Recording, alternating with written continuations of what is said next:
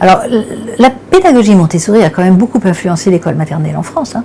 Et au lendemain de la Première Guerre mondiale, donc en 1918-19, il y avait dans toutes les écoles normales françaises un jeu de matériel Montessori. Vous voyez, ça a quand même beaucoup influencé l'école maternelle. Alors voilà, maintenant ça s'est distancié, distendu, plus personne ne le sait.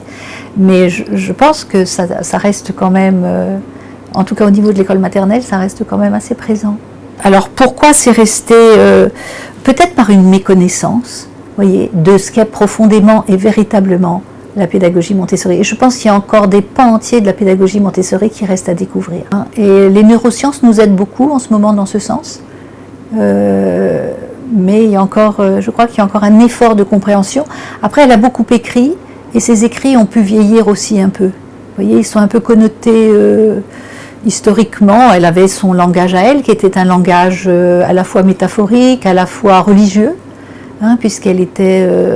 c'était une personne catholique, elle était née en Italie au début du XXe siècle, donc elle était catholique. Elle a séjourné beaucoup en Inde et quelque chose s'est transformé aussi dans sa vision de la spiritualité par son séjour en Inde, je crois.